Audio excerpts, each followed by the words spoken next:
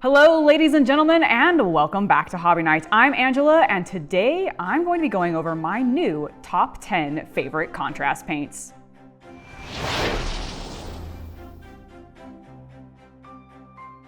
That's right!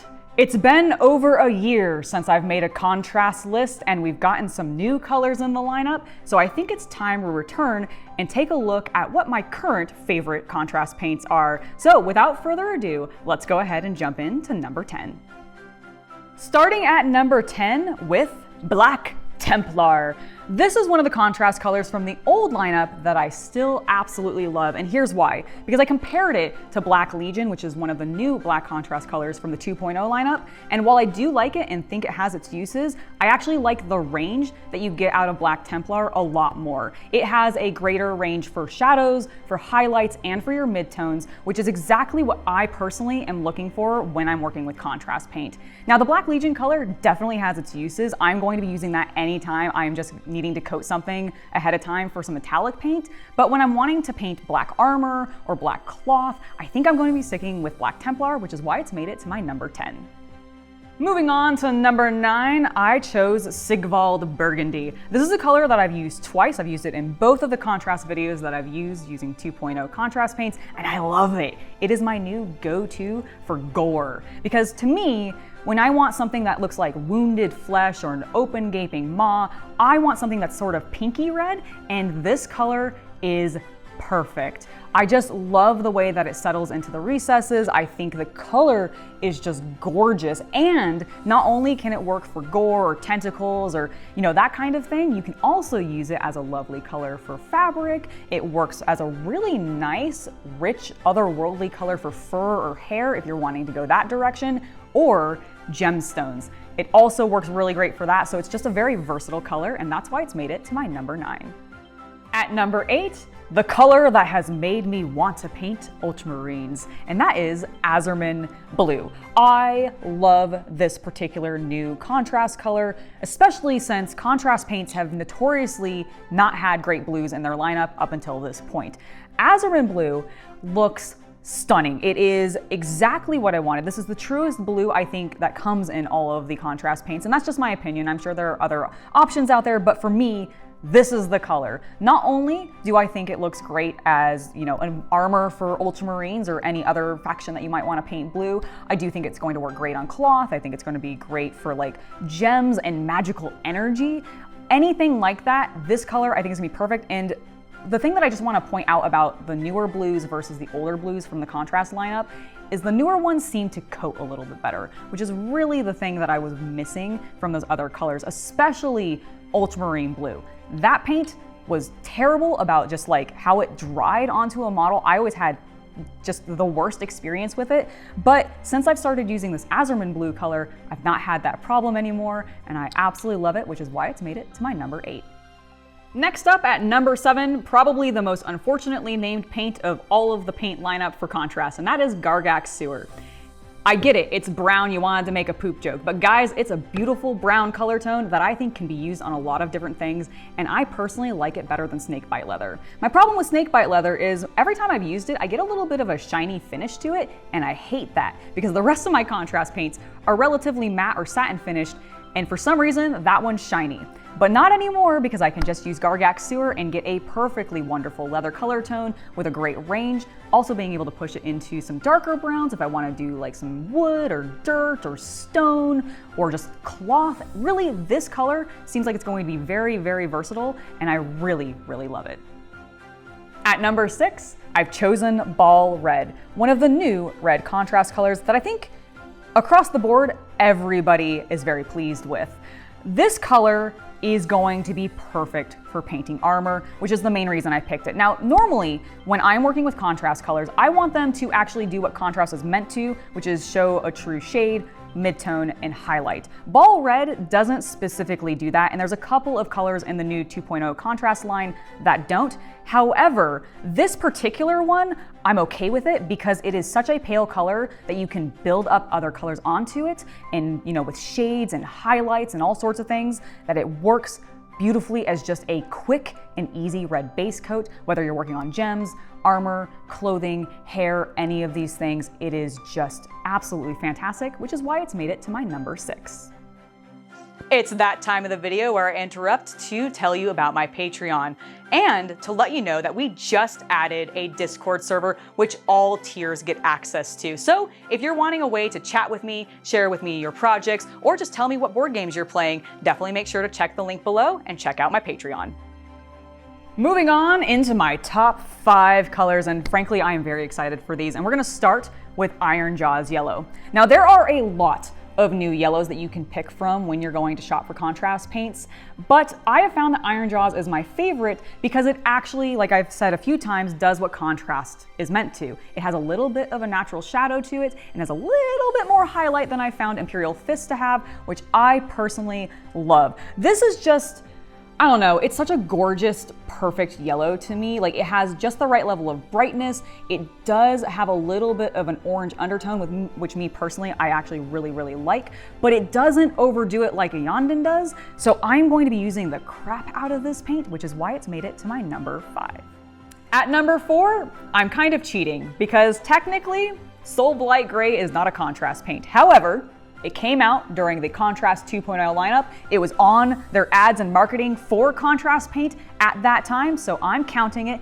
And honestly, this particular shade over any other shades that I've used from Citadel really functions like a contrast paint. And that's why I decided to put it on this list. It's also what I wish Apothecary White, despite the fact that I do really like Apothecary White, had been when it first released, because I was just wanting a neutral white wash to be able to put over top a pale primer so that I can get a gorgeous, like, anime white hair look. And I now can do that. I did it on my Keeper of Secrets. I loved the effect. And I also think this particular color has a lot of other uses as well. It can be used on linens and cloth. It can be used like on purity seals. It can be used on stone. It can be used on like groundwork if you really wanted to sort of give you a slight buildup to maybe some frozen tundra or something like that. I do think it has a lot of options, and because it is a shade, you don't have to water or thin this one down a lot to use it as a shade over top existing colors, meaning you can sort of add this sort of ethereal, muted, almost foggy appearance to brighter, more saturated colors, giving them a little bit of an undead or worn look, which I think is fantastic, which is why I had to put it at number 4. At number 3, I've chosen Mantis Warrior Green. This is such a good color, you guys. Here's why. This miniature is my orc flesh without having to take all the steps to create my orc flesh. And to me, that is perfect. I use contrast paint because I want to get painting done a little faster than I do with traditional mediums. And this has sped up that process even more significantly because it has a beautiful undertone of yellow, a rich neutral green over top, and it settles into the recesses with a little bit of a blue color tone, which I just think is fascinating that they got that out of a single paint, and I absolutely love it, which is why Mantis Green hits my number 3. If you thought we were getting through this list without there being a purple on it, you were wrong and you don't know this channel well enough, because at my number 2, I am putting Luxion Purple. There were a couple of different purple options that I could choose from, and I will admit it was a little bit of a hard choice, but ultimately the reason I chose Luxion is because this, to me, is what purple is. This screams magic. It has the correct range of shadow, highlight, and midtone that I'm looking for, which Leviathan Purple, which is the other one that I really thought about putting on this list, does not do, even though it is a much darker, deeper purple, kind of like what my hair ends up doing. But this is what I'm looking for when I'm going for a purple color tone. I'm going to be using this color as much as I possibly can on future projects when appropriate, because I don't want to force it into a color scheme unnecessarily, but anytime there's magic or gems or like anything that I can make purple for any reason, I'm going to be doing it because I just love the look of this color. Now, before we move on to my number 1 choice, I want to quickly mention a couple of honorable mentions. Starting with Stormfiend. This is one of the new blue-green color tones from the contrast line, and I love it. Now, I don't think it has as many uses as some of the other ones that I've put on my list, which is why I didn't actually include it, but honestly, I really enjoy this color. It is a perfect ocean theme, and it really makes me want to paint Idoneth Deepkin. Like, I used it a little bit on my orc, and it just worked perfectly. It's also pretty much the same color of one of my old pair of favorite jeans, so I also think it's now going to be my jean color tone on anything that has pants that look like it could be that. Now from there, I wanted to also talk about Gryph Hound Orange, because this is a color that I continue to still love, and while I did compare it to the new orange in the Contrast 2.0 lineup, I like this one more because it gets a better rust color tone. It's what I've been using on my Death Guard, and I have a bias towards it because of that, and I do actually think it gets a bit more range. The other orange does the same thing that Baal Red and Black Legion does, where it doesn't actually have a significant shadow or highlight, and I just don't find that as useful. The final color I wanted to mention is Skeleton Horde, and I know this is going to be a big deal because Skeleton Horde in my last video was my #1 pick, and it's been honorably mentioned now. Well, the reason for that is because while Skeleton Horde still has a lot of uses, there are a lot of colors out there now that do the same thing as it. In particular, I actually really like Mortarion Grime as an alternative to bone color tones. I used it on my orc recently, and I thought it looked fantastic. So now I have other options, plus Speed Paint and a couple other lines have some great shades that work as a bone color tone as well. So there's a lot more just colors out there to be able to choose from. Now, with our honorable mentions covered, let's go ahead and move on to my #1. And finally, we've made it to my #1, and that is going to be Basilicanum Grey.